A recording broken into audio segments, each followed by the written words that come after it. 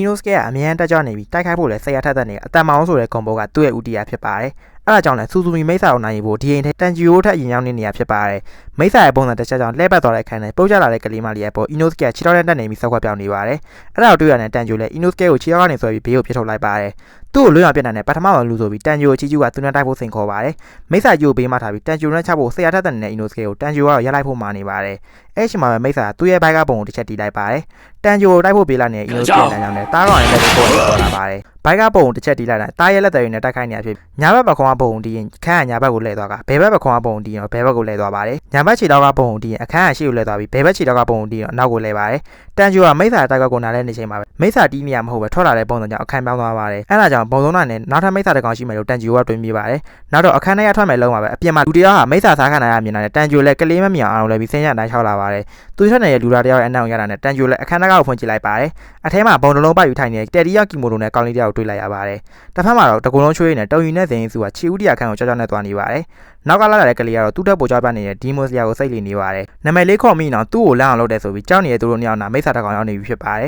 ။ရှာရှိကြီးနဲ့အမောင်လင်းကထွက်လာတဲ့မိတ်ဆာကိုမြင်လိုက်တော့ဇင်စုကကလေးထက်ပိုကြောက်ပြနေပါတယ်။ဇင်စုကသူ့ကိုထားခဲ့ပြီးပြေးဖို့ပြောနေပေမဲ့ကလေးကညင်းဆိုတော့ကလေးကိုသူ့ကာကိုပေးရအောင်မယ်ဆိုပြီးဝါစီပြောနေပါတယ်။ဒါပေမဲ့လည်းသူ့ကိုယ်သူအရာနဲ့ဆိုတဲ့အတွေ့အကြုံဝင်လာရပြီးအနားကလာတဲ့မိတ်ဆာကိုမြင်လိုက်ရတော့ဇင်စုကသူ့တက်ပြီးရုတ်တရက်အိပ်ပျော်သွားပါတယ်။ကလေးကတော့ငကိုကလေးကကိုတက်ကြောက်တဲ့သူကိုအားကိုးရမလားဆိုပြီးမျှော်လင့်ချက်လေးရှိနေပြီးခုတော့အားလုံးပြောက်ဆောင်သွားခဲ့ပါပြီ။အဲ့ပြောနေတဲ့ဇင်စုကိုဆွဲပြီးပြေးမဲ့အလုံးမှာပဲမိတ်ဆာကြီးကသူ့ရဲ့ရှာကြီးနဲ့လမ်းဆွဲဖို့လုပ်ပါတယ်။ကလေးကတော့ဇင်စုကိုအော်လို့ဝင်မဲ့ဆရာသမားကဟောက်တော့ဟောင်းနေပါတယ်။ရုတ်တရက်ပဲရှာကြီးကကလေးကိုထိခါနေမှာပဲဇင်စုကသူ့ဓာတ်နဲ့မိတ်ဆာရဲ့ရှာကိုလက်တစ်ပတ်အတွင်းဖျက်ချလိုက်ပါတယ်။နောက်တော့အဲ့လိုက်ပဲမတ်တက်ရေးထားလာပြီးတီတီငင်ငင်နဲ့သူ့ရဲ့တော့ထုတ်ဖို့ဖြစ်လာပါတယ်။တခြားလူတယောက်လိုပုံစံပြသွားတဲ့ဇင်စုကသူ့ဓာတ်ကိုကန်လိုက်ပြီးမိုးချိုးပုံစံအသက်ယူရှင်ပထမတော့ရက်စီမိုးချိုးသွားတဲ့မိတ်ဆာကြီးကိုတစ်ချက်တည်းခုတ်ပန်လိုက်ပါတယ်။မိုးချိုးအလားမြန်လုံးနဲ့ပြင်းထန်လာတဲ့တစ်ချက်တည်းတော့ဒါချက်ကြောင့်မိတ်ဆာကြီးကတော့ဘယ်ကတက်ထွက်သွားလဲမသိဖြစ်နေပါတယ်။နောက်မှအသင်းစုကနိုးလာပြီးကလေးလေးတက်လိုက်တဲ့အထင်နဲ့သူ့ကိုကယ်ပြီးလို့ကျေးဇူးပါတင်နေပါတယ်။အရာအောင်လို့မြင်လိုက်တဲ့ကလေးကတော့ဘာမှမပြောနိုင်ပဲဆုံးသွားနေပါတယ်။လွန်ခဲ့တဲ့3ရက်ကလေးကမိတ်ဆာကြီးနဲ့တိုးလိုက်လွန့်ထွက်သွားလိုက်နဲ့စိတ်လိုမကြဖြစ်နေ Inosuke ကပွားစီနဲ့ပြေးလာနေအခမ်းအနားတစ်ခုကထွက်လာတဲ့မိတ်ဆာကြီးနဲ့တိုးပါတယ်။ခန္ဓာကိုယ်ထောနဲ့ကြမ်းခံလာတဲ့မိတ်ဆာကြီးကိုမြင်လိုက်တော့ဇင်းစုနဲ့ဆန့်ကျင်ဘက်ဖြစ်တဲ့ Inosuke ကသူ့ချင်နေလုံးမယ်ဆိုပြီးပျော်ကြီးတိုက်ခိုက်ပါတယ်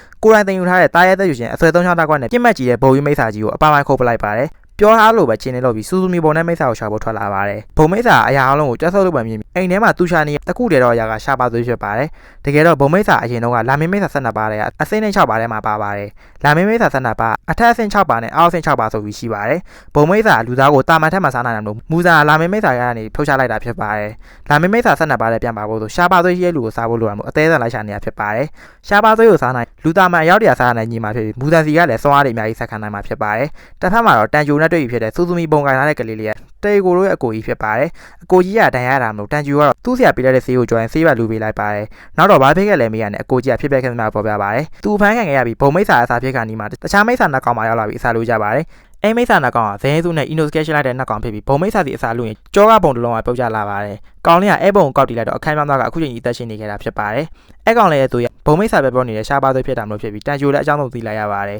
အဲ့ချိန်မှာဘုံမိတ်ဆာသူတို့ရှိရဲ့အခန်းစီတစ်ဖြည်းဖြည်းနီးကပ်လာနေပါတယ်တန်ဂျိုလည်းသူကအဲ့မိတ်ဆာနဲ့တတိုင်းမှာဖြစ်ပြီးမောင်နှမနှစ်ယောက်ကိုတူထွက်သွားချိန်အခန်းမလိုက်ဖို့မှာပါတယ်သူတို့နောက်မမိနေရမလို့မိတ်ဆာကိုအောင်လာတဲ့လာရှာပါမယ်ဆိုပြီးတန်ဂျိုကကတိပေးလိုက်ပါတယ်နောက်တော့အနီးကပ်လာတဲ့ဘုံမိတ်ဆာစီတန်ဂျိုကဓာတ်ဆွဲတိုက်ဖို့အခန်းထဲကထွက်လာတာနဲ့မောင်နှမနှစ်ယောက်လည်းဘုံတီးပြီးအခန်းပြောင်းသွားပါတယ်ဒိုနဲ့တန်ဂျိုကဘုံမိတ်ဆာနဲ့တခန်းထဲမှာစီရှင်ထိုးရပါတယ်မိတ်ဆာကြီးကသူ့ဘာရှိရဲ့ပုံတွေကိုတီးပြီးအခန်းကိုလှည့်လိုက်ဘိုက်ကပုံနဲ့တန်ဂျိုတိုက်ခိုက်လိုက်လုပ်ပါတယ်လေပတ်နဲ့အခန်းကြီးတဲ့တန်ဂျိုကတဟန်ချက်ထိန်ပြီးမိတ်ဆာကိုပြန်တိုက်ဖို့လုပ်ပေမဲ့အရင်ကရခဲ့တဲ့ဒဏ်ရာတွေကြောင့်မိတ်ဆာကြီးတားရဲလက်တဲ့တားချတဲ့ကြောင့်ကိုနိုင်မလားဆိုအတွေ့အကြုံဝင်လာပါတယ်ဒဏ်ရာတွေနာလုံးလို့စိတ်တကြနေပေမဲ့သူ့ဆရာတင်ပေးထားတဲ့ပုံစံမျိုးမျိုးရှိရေပုံစံသက်ရှူရှင်ကိုပြအောင်မိနေပါတယ်အဝိုင်းပုံနဲ့ဆိုအဝိုင်း၄တောင်းပုံနဲ့ထည့်ရင်၄တောင်းဖက်နိုင်လို့အကုန်ကွဲထလိုက်ရင်တာမန်ထက်ဆောင်အပြီးနဲ့ရေသက်ယူရှင်ကိုအမရနေပြီးမိတ်ဆာကိုဘယ်လိုပြန်တိုက်ရမလဲဆိုတော့တွေးမိလိုက်ပါတယ်နောက်တော့နီချင်းဓာတ်ကိုအားကုန်ဆုတ်ကလိုက်ပြီးသူကအခုချိန်ဒီအကောင်းဆုံးစူးစမ်းလုပ်ခဲ့တာမျိုးကွဲပြဲကျိုးပဲနေတော့အနာတိုက်မယ်ဆိုပြီးမိတ်ဆာကိုကြောင်းသွားလိုက်ပါတယ်